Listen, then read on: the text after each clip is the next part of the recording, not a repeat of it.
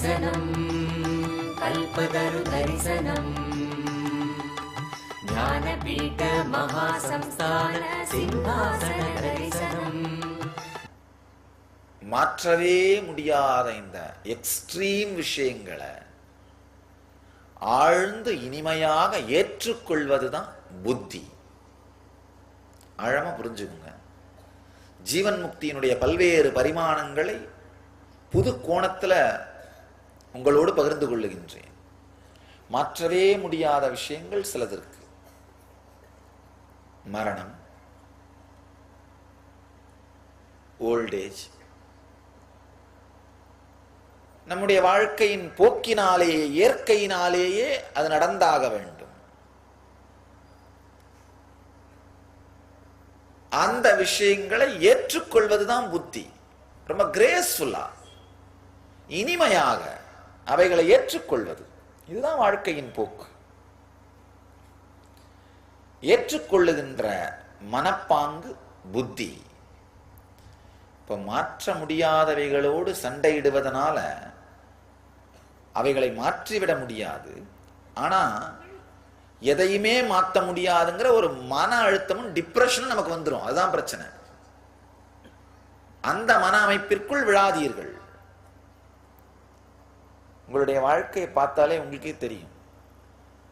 மாற்றக்கூடிய பலதை மாத்தாம இருக்கிறது, மாற்ற முடியாத பலதோட முட்டி மோதிட்டு இருக்கிறது. சக்தி முழுக்கவும் மாற்ற முடியாத விஷயங்களோட முட்டி மோதுறதுக்கே செலவாகிறதுனால மாற்றக்கூடிய சின்ன சின்ன விஷயங்களை கூட மாற்றாமலேயே தன்னம்பிக்கை இல்லாமல் விழுந்து கிடப்பது. மாற்றக்கூடியவைகளை மாற்றும் சக்தி, மாற்ற இயலாதவைகளை ஏற்றுக்கொள்ளும் புத்தி. சில பேர் என்கிட்ட கேட்கறது உண்டு, சாமி எனக்கு தெரியல, நான் என் வாழ்க்கையில இப்போ சக்தியை நிறைய உபயோகம் பண்ணணுமா புத்தியை நிறைய உபயோகம் பண்ணணுமா? ஒரு சின்ன நுட்பம் இருக்கு. ஆழமான ஒரு தியான ரகசியம், தியான சத்தியம். நீங்க உங்க வாழ்க்கையில இப்போ மாத்திக்கிட்டே போற சக்தியை உபயோகம் பண்ணணுமா இல்ல ஏத்துக்கிட்டே போற புத்தியை உபயோகம் பண்ணணுமா? இது ஒரு பெரிய கன்ஃபியூஷன் வரும் பிராக்டிஸ் பண்ண ஆரம்பிக்கும் பொழுது. நல்லா புரிஞ்சுங்க. விடியற்காலை நேரங்களிலே தூக்கம் கலஞ்சி நனவுக்கு வந்த உடனே இந்த நனவு இனிமையாக தெரிந்து கனவு ரொம்ப ஹெவியான, அந்த தூக்க நிலை வந்து ரொம்ப ஹெவியான ஒரு சஃபகேஷனா துக்கமா ஃபீல் பண்ணீங்கன்னா அது ஹெவியா இருந்து இது ரொம்ப ரிலாக்ஸ்டா, அப்பா முழிச்சுக்கிட்டேன் பரவாயில்லப்பா, இது அந்த நைட் மேர்னு சொல்லுவோம். தூக்கம் வந்து நைட் மேரிஷாகவும் விழிப்பு நிலை சுகமாகவும் இனிமையாகவும் இருந்ததுன்னா நீங்க இப்ப ஜாஸ்தி உபயோகம் பண்ண வேண்டியது சக்தி. உங்களுடைய மாற்றக்கூடிய பல சக்திகள் இயங்காமல் புதைந்து கிடக்கின்றன. அப்ப நீங்க இப்போ உங்க வாழ்க்கையில பல விஷயங்களை மாத்தலாம். பல விஷயம் மாற்றக்கூடியவைகளை மாற்றாமல் சோம்பல்தனமாக பந்தத்தன்மையிலே இருக்கிறீர்கள். சில பேருக்கு அப்படி இல்லாம விழிச்ச உடனே இந்த நனவு நிலை பெரிய பிரஷரா இருக்கும். தூக்கம் வந்து ரொம்ப இனிமையாகவும் சுகமானதாகவும் பெரிய ஓய்வாகவும் இருக்கும். ஐயோ இன்னொரு நாள் வந்துருச்சா, ஏண்டா விழிச்சோம். இந்த நனவு நிலை மிகப்பெரிய பிரஷராகவும் வேதனையாகவும் துக்கமாகவும் இருக்கும். அந்த மாதிரி ஃபீல் பண்ணீங்கன்னா அப்ப இப்போ உங்களுக்கு தேவை வந்து சக்தி இல்ல புத்தி. நீங்க ரொம்ப அளவுக்கு மீறி மாற்ற முடியாத விஷயங்களை மாற்ற முயற்சி செய்து மலையோடு மல்லுக்கட்டி மோதிக்கொண்டிருக்கிறீர்கள். தலையை முட்டிட்டு இருக்கீங்க. தேவையில்லை. கொஞ்சம் பொறுமையா உட்கார்ந்து உங்க வாழ்க்கையில பல விஷயங்களை ஏற்றுக்கொள்ள துவங்குங்கள். ஏற்றுக்கொள்ளக்கூடிய புத்தியை உருவாக்குங்கள். இது ஒரு ஆழமான ஒரு நுட்பம். நீங்களே உங்களை ஆராய்ச்சி பண்ணி பார்த்துடலாம்.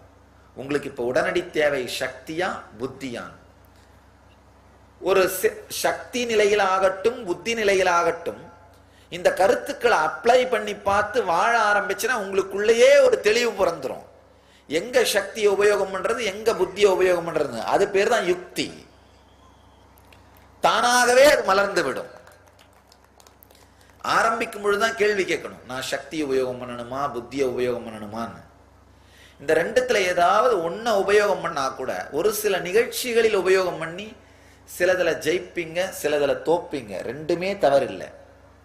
இப்ப சக்தியை உபயோகம் பண்ணி சிலதுல ஜெயிச்சு சிலதுல தோத்து, புத்தியை உபயோகம் பண்ணி சிலதை ஏத்துக்கிட்டு சிலதை ஏத்துக்க முடியாம தடுமாறி, ரெண்டுமே தப்பு இல்லை. உபயோகம் பண்ண ஆரம்பிச்சாலே உங்களுக்குள்ள ஒரு தெளிவு வரும்.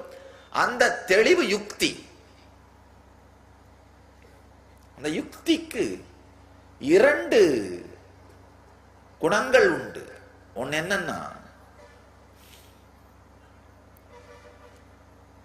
எவ்வளவுதான் மாற்றிக்கொண்டே இருந்தாலும் இந்த பிரபஞ்சமே மாறிக்கொண்டே இருக்கின்ற ஒரு கனவுதான் அப்படின்னு புரிய வைக்கிற தெளிவு. நீங்க மாத்தினாலும் ஏத்துக்கிட்டாலும் வெளியில நடக்கிற உலகமாகட்டும் உள்ள நடக்கிற உலகமாகட்டும் 2 உலகமுமே மாறிக்கிட்டே இருக்கிற ஒரு பெரிய கனவு அப்படிங்கிற தெளிவு நமக்குள் மலரத் துவங்கும். அந்த தெளிவு தான் யுக்தி. அந்த தெளிவு வந்தா என்ன ஆகணும் நல்லா புரிஞ்சுங்க. இந்த பிரபஞ்சமே கனவுங்கிற தெளிவு உங்களுக்குள்ள வந்ததுன்னா சோம்பேறி ஆயிட மாட்டீங்க. உண்மையில சோம்பேறி ஆயிட மாட்டீங்க. பந்த வைராக்கியம் உருவாகும் நினைக்காதீங்க. பிரபஞ்சமே ஒரு பெரிய கனவுதான் அப்படிங்கிற தெளிவு உங்களுக்குள் வருமானால், உங்களுக்குள்ள இந்த யுக்தி மலருமானால் யுக்த வைராக்கியம் மலரும். என்ன நடக்கும்னா, நீங்களும் இந்த உலகத்திற்கு உபயோகமாக இருப்பீர்கள், இந்த உலகத்தையும் உங்களுக்கு உபயோகமாக மாற்றிக்கொள்வீர்கள்.